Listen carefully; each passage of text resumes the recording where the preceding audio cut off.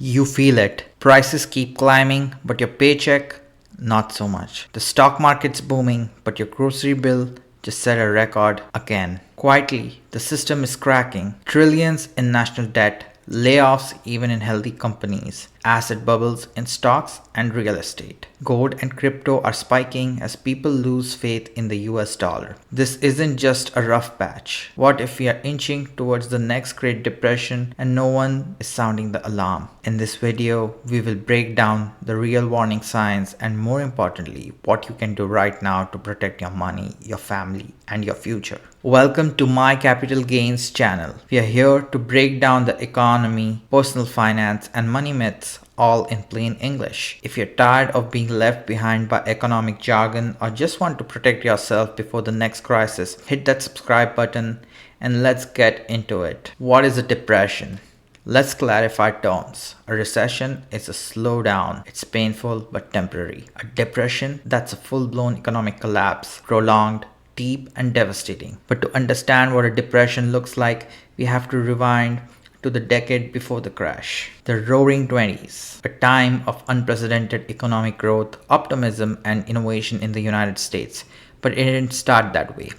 Just a few years earlier, the world had barely emerged from the Spanish flu pandemic of 1918, which lasted till 1920. The pandemic killed an estimated 50 million people globally, including over 600,000 in the US. In the immediate aftermath, the US slipped into a sharp but short-lived recession from 1920 to 1921, marked by deflation, rising unemployment, and widespread uncertainty. But once the economy stabilized, it took off like a rocket. Industrial production skyrocketed, powered by key technological innovation like the assembly line, electrification of factories, and the rise of consumer goods such as the automobile, radio, refrigerator, and motion pictures. The stock market became the nation's new obsession. Americans bought homes, cars, radios, often on installment credit. Wall Street was no longer just for the rich. Everyday workers were investing heavily. Credit was cheap, debt was rising, and speculation was rampant. It felt like a golden age, but it was built on unstable foundations. Underneath the surface, cracks were forming. Stock speculation was rampant. People were buying stocks based not on value but on hype. There was massive buildup of personal and corporate debt. Wealth was unevenly distributed and the rural economy was already in decline. Banks were underregulated and overexposed. Sounds similar? It was a house of cards, and when it fell hard. Then came the crash. The Great Depression officially began with the stock market crash of October 1929, but the seeds were planted long before. A quarter of the population faced difficulty finding work. With unemployment hitting 25%, stock prices fell nearly 90% from their peak. Banks failed, over 9,000 of them closed permanently. Poverty, homelessness, and hunger becomes widespread. Great Depression didn't just last a few months. It dragged on for nearly a decade, shaping the world economy and traumatizing a generation. Many who lived through it became known as the lost generation, scarred by scarcity, hardened by uncertainty, and deeply skeptical of risk for the rest of their lives. And here's the chilling part. Many of the same ingredients are present today. Speculative investment, record debt levels, wealth inequality, and a belief that the good times will last forever. So are we heading there again? Here's what we are seeing from labor data and economic indicators. Debt levels are still at all-time high. Corporate debt, household, and government, including debt on the US federal government, crossing over 37 trillion as of the time of the release of the video. Asset values have increased dramatically since the end of the COVID-19 pandemic, creating bubbles in the real estate, crypto, and tech industry. Today, we are witnessing slowing in the labor market, with nearly a quarter of people in the United States declared as functionally unemployed. AI is accelerating job displacement, putting millions of workers at risk, from clerical staff to coders to customer service agents. Global supply chains remain fragile, stained by forever wars, geopolitical tensions, and re-emergence of great power competition. Trust in financial institutions is eroding while income inequality widens. Today, the top 10% of earners account for 50% and more of the total US consumption, leaving the middle class squeezed and the bottom 50% increasingly marginalized. In short, this isn't panic, it's just pattern recognition. And if we don't understand the pattern, we are destined to repeat it. Alright, we have packed a lot, and yeah, it's insane, but before you spiral, take a breath, because here's the upside. Just recognizing these signs already puts you ahead of the curve. You don't need to be an economist or a millionaire to protect yourself. Just a little bit of preparation and the right mindset can go a long way. Whether you are in your 20s juggling rent and side gigs, or in your 50s thinking about retirement, this next part is for you. Let's walk through practical, no fluff ways to get financially ready. No fear, just smart moves. Let's start with the baby boomers. The generation that already owns everything. You've got your mortgage paid off, a pension, and a golf swing in the works. You are recession proof by default, unless, of course, you blew it all on NFTs or third vacation home in Fort Lauderdale. In all seriousness, if you're nearing or in retirement, you should revisit your asset allocation. If you're still heavily invested in stocks, it may be time to shift towards more stable assets like treasury bonds, short-term CDs, or even modest amount of gold. The goal is to reduce volatility while preserving income and capital. Make sure your healthcare coverage is airtight. Unexpected medical costs can undo years of careful planning. And don't become the family bank your adult kids needs to recession proof themselves. Let's move on to the working age adults. This one is for the folks aged 20 to 55, but can even help younger folks. The group balancing education, work, aging parents, kids, and the quiet fear that your 401k might just be monopoly money. You're working the most, earning the most, spending the most, and frankly, you've got the most to lose. This isn't just about panic, it's about creating a margin of safety around your life before a crisis forces you to. We are going to walk you through this step by step, a clear practical game plan to build long-term wealth and stay financially grounded. Step 1 would be to build a recession-resilient budget. Let's start with the foundation, your budget. Not the trendy one with 6 subcategories of brunch. I'm talking about a battle-tested, recession-ready budget that protects the core of your financial life. Focus on the essentials: housing, food, utilities, healthcare, and yes, savings and investment. Because if you're not budgeting to save, you're budgeting to fall behind. Where money leaks and how to plug it. Even high earners often bleed money without realizing it. Here's where to look. Pets. If you're struggling to hit saving goals or are worried about layoffs, this might not be the time to get a new puppy. If you already have pets, treat them well, but plan realistically. Pet foods, grooming, vet visits, medications, and even boarding costs add up. Vet emergencies can run into the thousands, so pet insurance is a must. Every dollar spent here is a dollar that's not going to your retirement or your kids' college fund. Make the trade-offs consciously. Luxury or high payment vehicles. Not having a vehicle isn't realistic for most people in the US, but overpaying for one is optional. If you're driving a high-end car with steep monthly payment, ask yourself what it's really costing you. Between the payments, insurance, maintenance, and depreciation, that vehicle might be eating thousands of dollars a year. Consider switching to a reliable, fuel-efficient car with low maintenance cost. It will get you where you need to go without wrecking your financial goals. Money saved here can be redirected to paying off debt, savings, or investment that actually builds your future. Recurring expenses, subscription apps, digital add-ons, these tiny charges feel harmless, but they stack up fast. You could be spending hundreds a month on things you don't even use. Cutting them can instantly free up money for savings, emergency prep, or even paying off your credit cards faster. Lifestyle inflation. As your income grows, it's tempting to level up. Nicer vacations, take out more often, premium everything, but ask yourself, is this helping you feel more secure? Because that extra $500 a month could go towards building a safety net, not just for you, but your whole family. Home upgradation and renovations. Here's where we need balance. Delaying that new kitchen remodel, smart. Ignoring a roof leaking or a failing HVAC system, penny wise, pound foolish. Neglected repairs can cost more later or even lead to fines and code violations. So yes, prioritize maintenance over upgrades and protect your largest asset. But get your household on the same page. Money stress doesn't just show up in the bank account, it shows up in your marriage, your mood, and your mindset. That's why budgeting can't be a solo project. Sit down with your spouse or partner. Talk honestly. No shame, no guilt, no blame.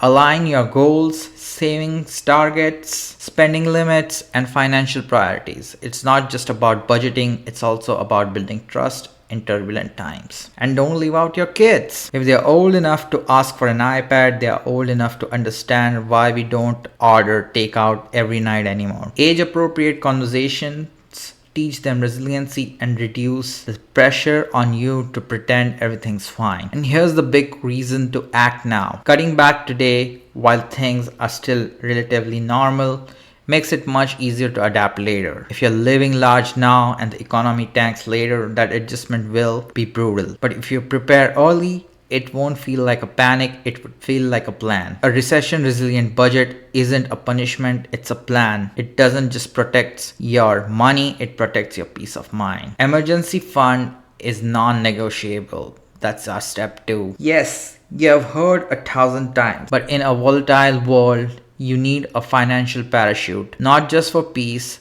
of mind, but to stay afloat if things go sideways. Aim for 3 to 6 months of bare bones living expenses, just the essential: housing, food, transportation, insurance, and basic utilities. If you work in a high risk or cyclical industry like finance, real estate, tech sales, construction, media, or startups, bump that up to 9 to 7 months. This is the cash cushion that buys you option, time to job hunt, relocate, or make decisions without desperation. And one simple rule: keep it liquid, keep it boring. That means no stocks, no crypto, or complicated investments. Put your money and create your emergency fund in a high yield savings account or money market account where it's safe and accessible. Think of it like oxygen. You don't notice it until it's gone. Your emergency fund isn't about thriving, it's about not drowning when the waves hit. Step 3 would be kill high interest toxic debt. In normal times, debt is stressful. In downturn, it's dangerous. Let's be clear. High interest debt is the first fire to put out. That includes credit card debt, obviously. Credit cards are convenient until they are catastrophic. With interest rates over 20%, even a small balance can turn into a financial mess. So here's what to do.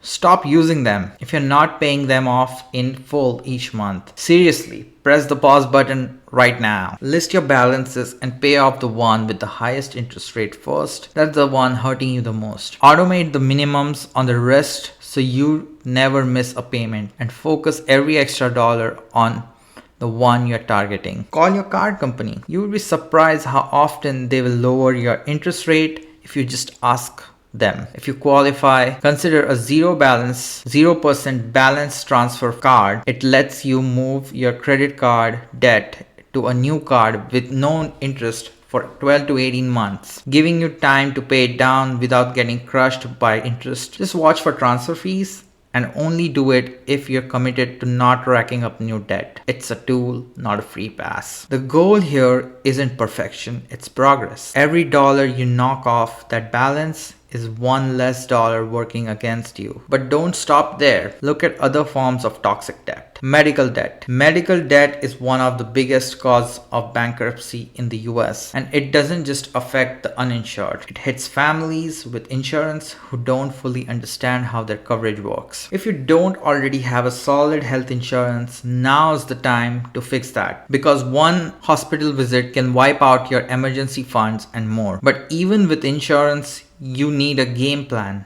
Start with basics. Know your plan inside and out.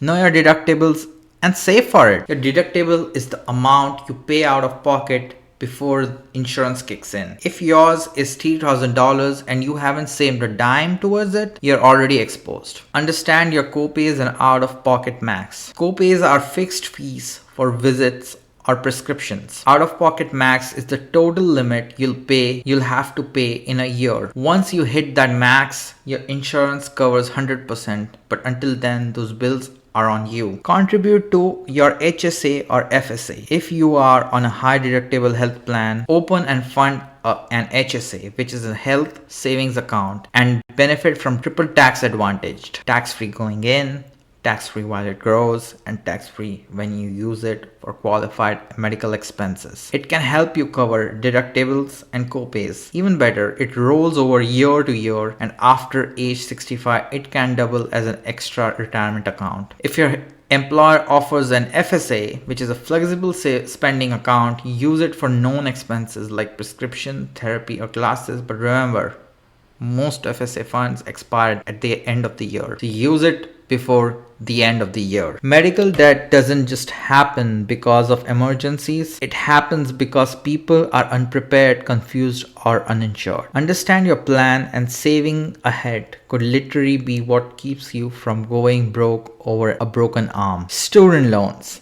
Here's the tough truth. Too many students graduate with $100,000 in debt only to end up working as a barista who knows more about oat milk than their own major. With AI and automation changing the job market fast, some careers just won't be what they used to be. That makes picking the right path more important than ever. We will break down this further in a future video talking about smart career choices for the 2030s, what to study, where to work, and how to win. We will break down how to choose a path that not only fits your interests but also leads to long-term stability, growth, and real world value, so you don't end up drowning in debt chasing a disappearing job. But what if you're already holding the bag? If you have got student loans, it's not just about the size of the debt, about what happens if you fall behind. Federal loans come with serious consequences: wage garnishment, tax refund, seizures, damaged credit scores that can haunt you for years. That means less take-home pay, less borrowing power,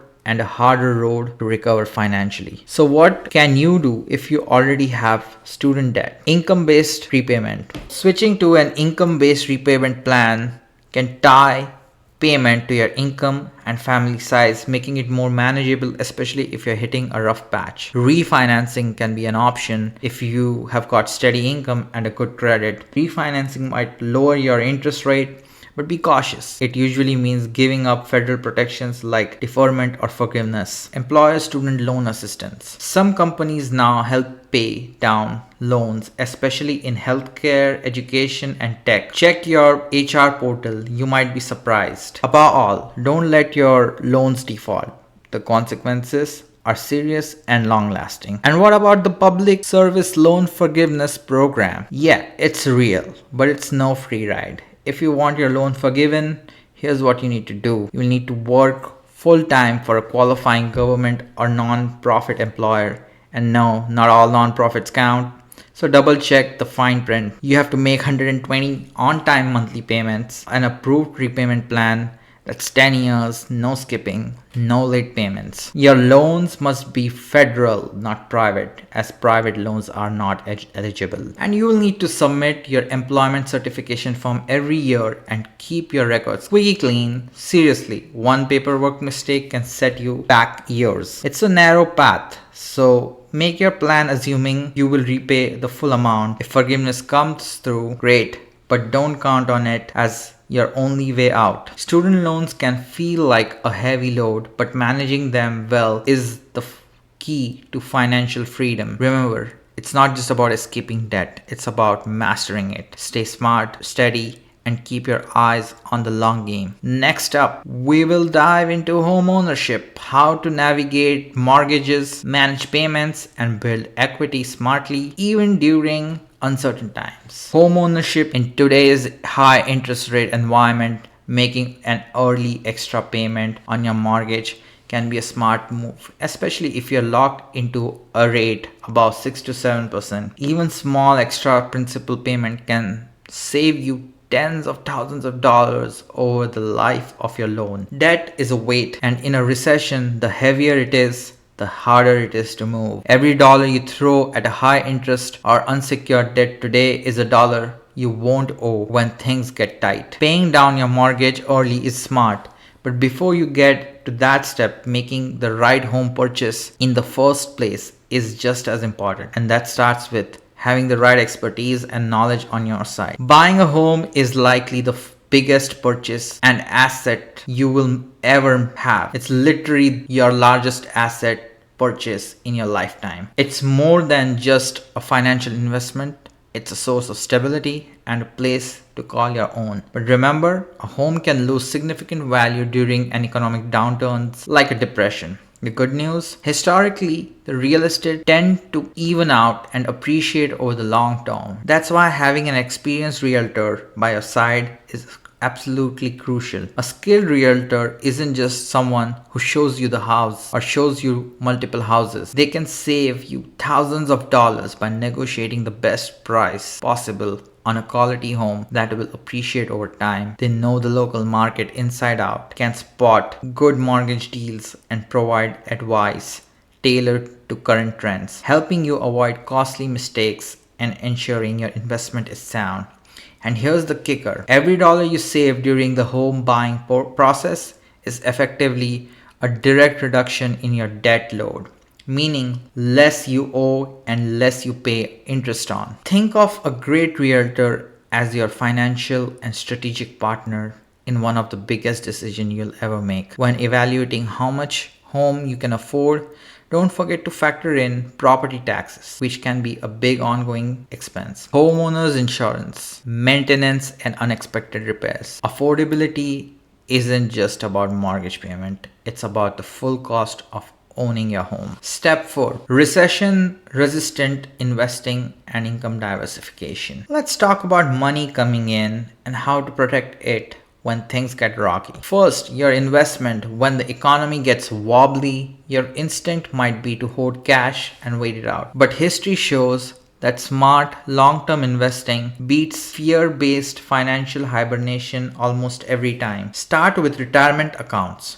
Seriously, don't skip these. 401k. If your employer offers a match, take it. That's 100% return on your contribution. It's the closest thing to free money. Short of finding a $20 bill in your winter coat, obviously. Roth IRAs are a must have. A post-tax contribution, you pay taxes on the money now, and then it grows entirely tax-free. That means no taxes on dividends, capital gains, or withdrawals in retirement. Think of it as building a vault the IRS can't crack.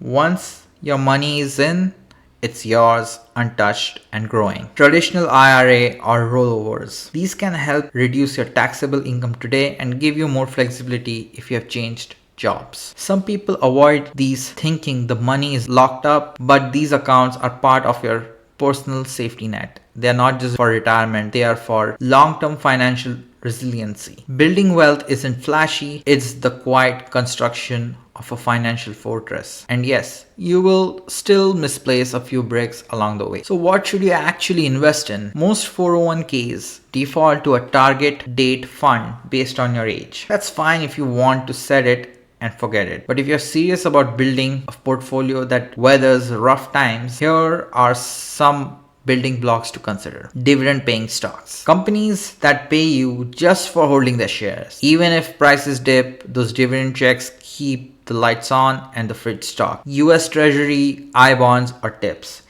Government backed and designed for stability. Not exciting but dependable, like the friend who always shows up on time. Low cost index funds, spread out risk, low fees, and solid long-term performance. It's like owning a little bit of everything on Wall Street without needing a private equity mustache. Gold or silver in moderation, a small hedge against inflation or full economic collapse. You don't need to go full pirate, but a little treasure doesn't hurt. International funds. Don't put your eggs in one basket, and that's the US stock market. If the US sneezes, the global market might catch a cold, but sometimes it's the other way around. Exposure to Asia, Latin America, or Europe helps you grow and protect. Cash or short-term CDs gives you liquidity and flexibility, so you're not forced to sell investments in a downturn. Think of it as a dry powder. ready when opportunity strikes. Diversification is how you lay the bricks. Just piling them up in one spot makes your fortress shaky, but spreading them wider strengthens the base of your financial fortress. Income diversification is also very important. In a depression, one income is no income. If your job gets shaky, your bills don't magically disappear. Having an extra income stream or two could be what keeps you afloat and lets you sleep without sweating over rent. Here are some ways to build your financial backup engines. Number one would be freelancing or consulting. Use the skills you already have to earn on the side. Someone out there needs what you know and they'll pay for it. Platforms like Upwork or Fiverr can help you get started. Selling digital products or online teaching. Package your knowledge, whether it's Excel templates or sourdough secrets. Someone out there is there who's willing to click buy now. Platforms like Gumroad, Teachable, or Skillshare can help turn your expertise into passive income. Remote or part-time jobs. Flexible hours, steady income, and no need to quit your main job. It's the side hustle equivalent of comfort food. Even weekend gigs like delivering with DoorDash, tutoring with WiseNet, or picking up retail shifts can bring in helpful cash. Social media hustle. Whether it's TikTok, YouTube, breakdowns, or Instagram shops, the creator economy is real and monetizable. Just remember, it's not about scrolling endlessly. It's about turning eyeballs into income through ad revenue, brand deals, and sponsorship. If you go viral, even your cat might start paying rent. Real estate, if you know your stuff. Buying a rental property can generate steady income, but they come with toilets, tenants, and occasional 2 a.m. call. So only if you know your stuff. And real estate investment trusts, REITs, or dividend portfolios is an easier option, a more hands-off way to earn income from real estate or stocks without becoming a landlord or a day trader. You can invest in REITs or dividend paying stocks through brokerage accounts or retirement plans like the 401k or Roth IRA we discussed earlier. You don't need side hustle culture, you need a cushion culture. Even an extra $200 to $500 a month can give you a breathing room when the economy tightens. The goal isn't to become a mogul, it's to build resiliency. But hey, if the recession never shows up, you might accidentally become a mogul. Here's the silver lining. If you take these steps seriously now and the depression never hits, you are still better off. You've built stronger habits, more income streams, and a safety net most people only wish they had. In fact, you might end up being ahead of schedule and closer to early retirement than you ever thought, because the same moves that protect you in a crisis are the ones that quietly build wealth when the skies are clear. So what should you do now? And this is like the final checklist for surviving the next Great Depression. Surviving a depression isn't just about protecting your wallet, it's also about protecting your mindset, your routines, and your community. Here's a simple framework to guide you. Number one would be strengthen your community. Know your neighbors, build relationships. In tough times, having people to share resources, skills, or even just a meal can matter more than money. Keep a practical skill set. Learn to trade, whether it's offering services, sharing expertise, or even bartering goods. In uncertain times, having something valuable to offer is powerful. Cut the noise and keep your head. Stay informed, but don't doom scroll. Make your decision based on facts and plans, not fear. Number 4 would be to simplify your life. Live smaller now so you are not forced to later. Every cut you make today is freedom tomorrow. So your personal survival checklist would include tracking every dollar, know where your money is going, building a 3-month emergency fund as soon as possible, ASAP. Cut recurring costs that don't bring real value. Upskill and stay employed. Keep yourself competitive. Add a backup plan, a side hustle, home garden, or alternative income stream. Don't ride the emotional roller coaster of the markets. Stay calm, stay long term. The economy may bend, but you have to break with it. The Great Depression taught a generation how to survive. The next one, if it comes, will be faster, global, and digital. But the core rules of survival, they don't change. If this has helped you, hit the like, subscribe button and tell us in the comments what's the one step you're taking to recession proof your life. Stay smart, stay prepared, and we will see you in the next video.